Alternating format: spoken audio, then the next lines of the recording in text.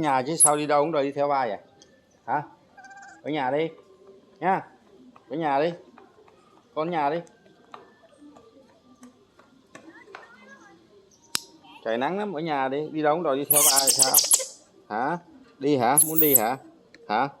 Muốn đi hả? Đi đâu cũng đi theo vậy? Ừ? Sao đi đâu cũng rồi đi theo hả Bin? Hả? Đi hả? Bin đi với ba hả? Sao dữ vậy? Ô trời, đi hả? Đi theo hả? Đi theo ở nhà, ở nhà đi, Bin nhà đi. Đi đâu cũng đi theo này, ngồi vững nè, ngồi vững để đi nè, không có la nào thôi, ngồi vững nhá, ngồi đây vững nhá, do đi nhá. Đi nhá. Đi đi nè, đi nhá.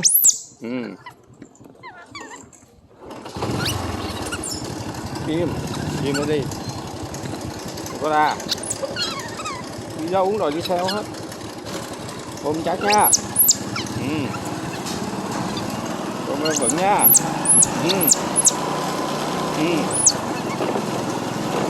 Đi nha. Rồi ôm vô chắc rồi, rồi ấy nữa nha. Đi nha. Ôm vô chắc rồi nha. Nha. Bài chắc không?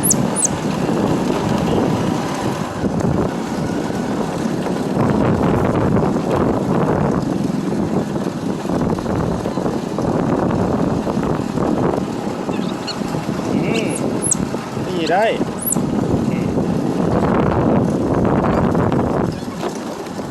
Phải chắc nha.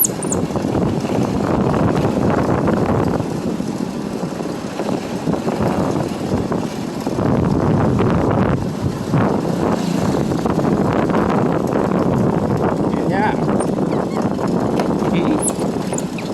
Hả?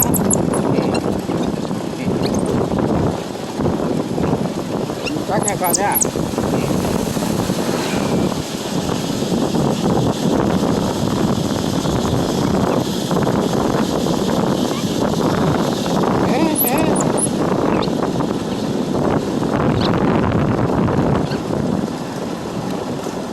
Ôm vô mình nha.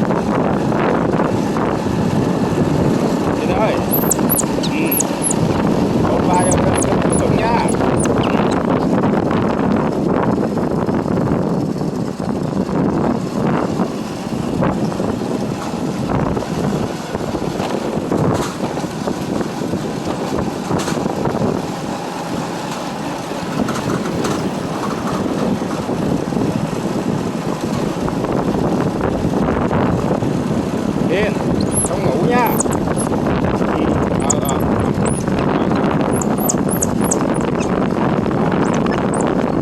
Bà biết rồi, không ngủ nha.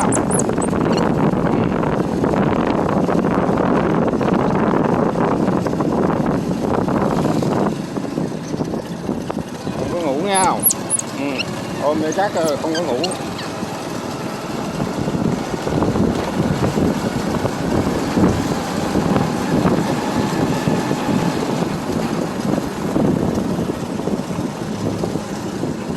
Kiểu con cặc. Ôm chứ. Ôm như vững à. Viên.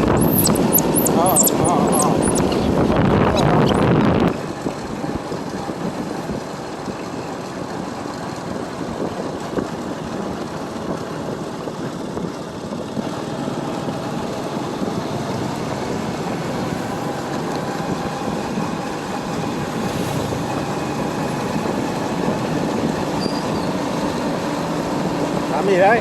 Ôm nó chắc à? Ôm ba chắc vào, đừng có.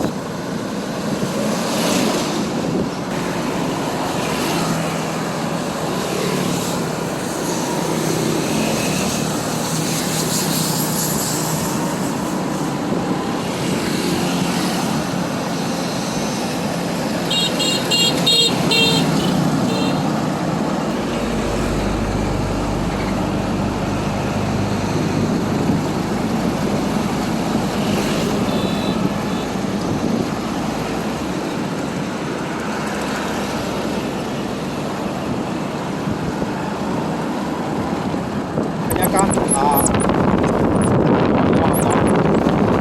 Thấy không? Đó. Biết rồi.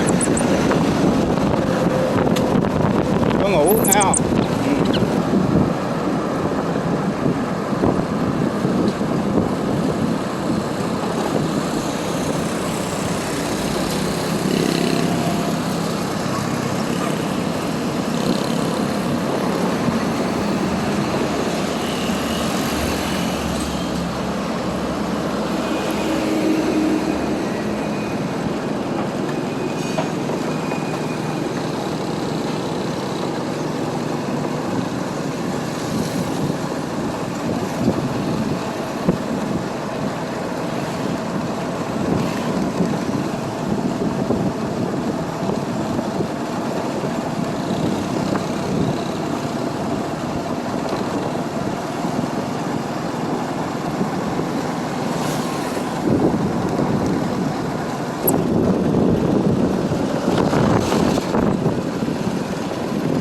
Làm gì đây? Ngủ hả?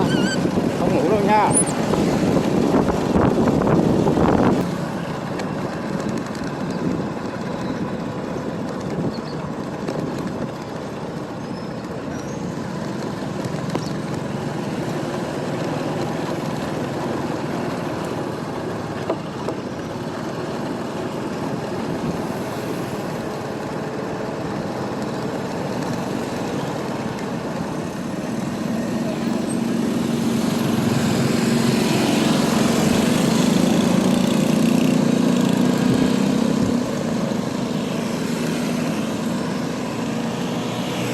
Để chơi đi.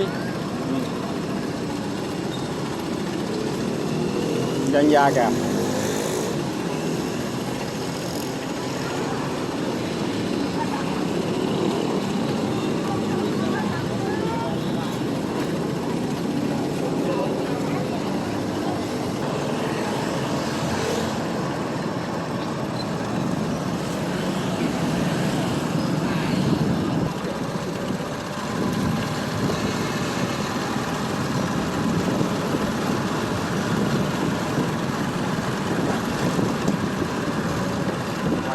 Vẫn là nha Vinh nhá.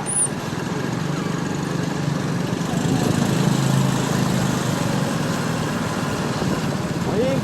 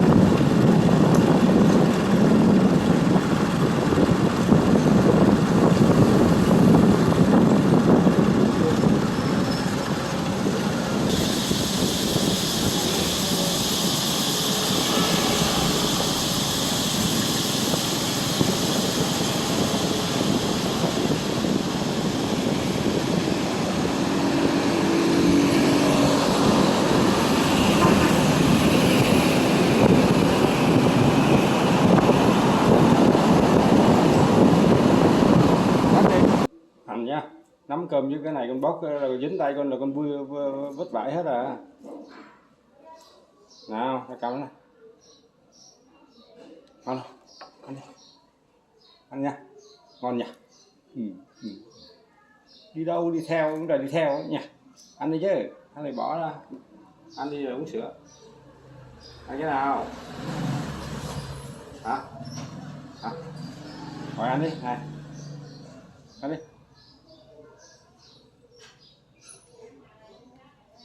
Nào nào. Đó, ngồi im đó ăn nhé. Ừ. Đó. Nghe không? Ba rửa tay nghe không? Ừ. Ngồi im đó ăn đi, ba rửa tay.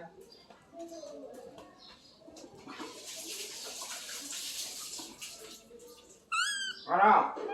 Ngon con. Ừ. Ngồi im đó ăn đi.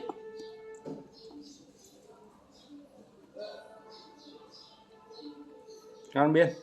Ừ. Ồ. Ăn đi nhá. Ừ. Cầm một cục thôi, ăn hết cục này ăn cục khác. Ồ. Ừ. Ừ.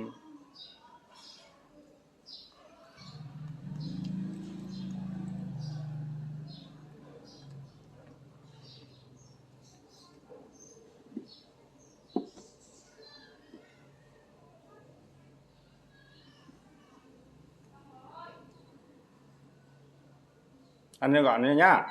Biến nhá. Nghe bà nói không? Ừ. Ăn cho gọn luôn con.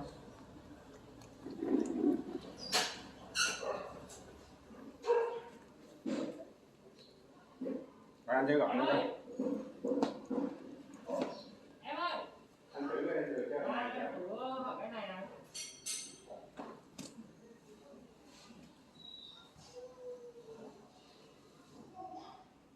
Đi đâu nữa rồi? Chạy đi đâu nữa rồi? Lên bàn ngồi ăn cho ba đi, nhanh lên Biên. Nè, lên đây. Lên đây con. Lên đây ngồi chạy đâu? Nhanh lên. Chờ đó. Lên đây ngồi ăn đi, nhá. Cầm này cho ba ăn này, nhanh lên. Đi. Lên đây. Ngồi đây. Ngồi ăn đi. Cầm ăn đi. Ừ. Cầm ăn đi. Ăn xong rồi ba lấy sữa ra đi. Ê. Nó muốn uống sữa à? Ừ. Ừ. Ừ. Ừ. Ô, thôi ăn mà nhã vậy thì đừng có ăn nữa, ngồi đây. Đây con này. Cho ba lấy sữa nha. Cái gì? Đây ba bóc cho. Bóc cho ăn nha. Ăn nha. À không. Ngồi im đó đi, ngồi im đó bóc cả. Nha. Không. Đó. Ăn không?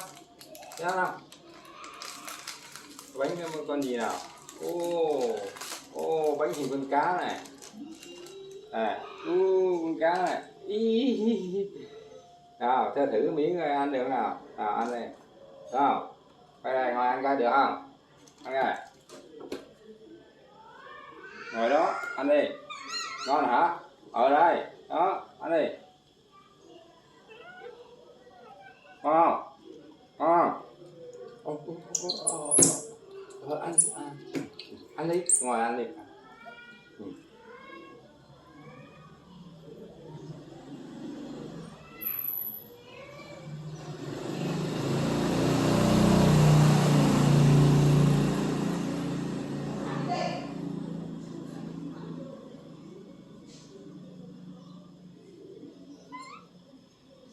Bỏ cả miệng ăn đi.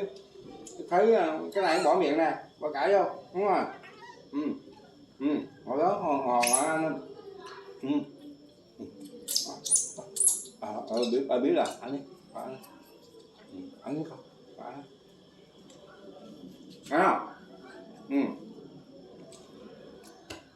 Đó, bỏ cả miệng ăn. Rồi con ngồi đó đi, ba ngồi đây, con ngồi đây, nhá. Trời, ba biết rồi, chạy ra ba làm gì nhá. Ở đây ăn nhá. Ừ. Ăn đi. Rồi ăn đi, ăn đi. Rồi đừng rớt đi. Ừ. Đó, ăn đi.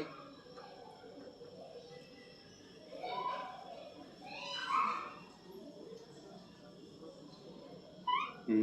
Ngon nha. Đi nha. Ừ. Ngon con nha. Ừ.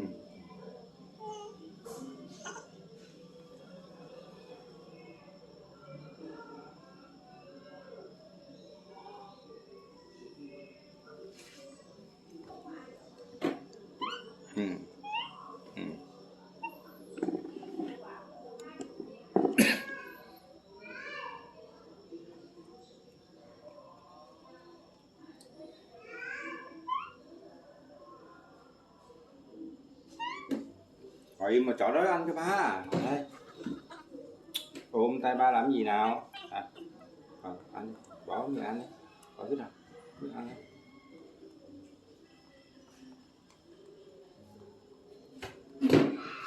Để đó ăn đi.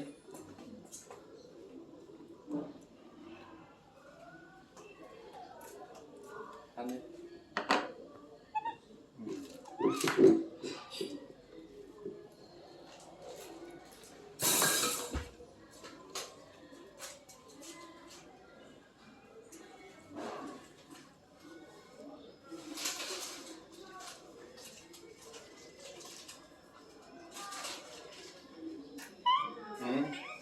Đâu đấy à? Ngồi đó đi, ba ngồi đây đi. Ăn cơm luôn à? Rồi ngồi đó đi.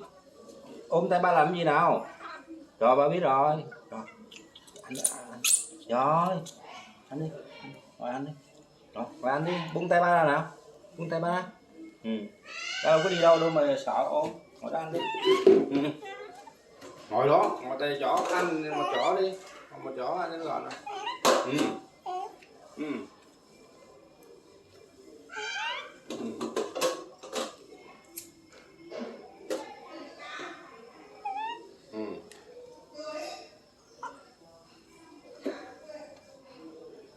Ăn bánh là không ăn cơm mà vứt cơm nè.